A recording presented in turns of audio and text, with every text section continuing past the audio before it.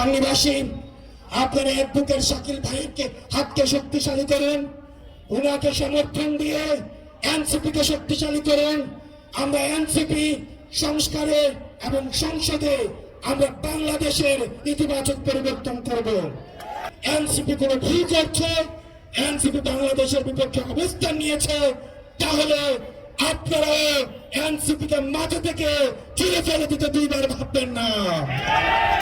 কোন দেশের গোলামি, কোন দলের গোলামি, কোন ব্যক্তির গোলামি করার কোনো প্রয়োজন নাই। প্রিয় গাংনীবাসী, আমাদেরকে নেতা সম্পর্কে সচেতন থাকতে হবে। আমরা যেন আমাদের বিবেককে আর আমরা বন্ধক না দিয়ে দেই। কোন মার্কার কাছে, কোন ব্যক্তির কাছে আমাদের বিবেক যেন আর বন্ধক না থাকে।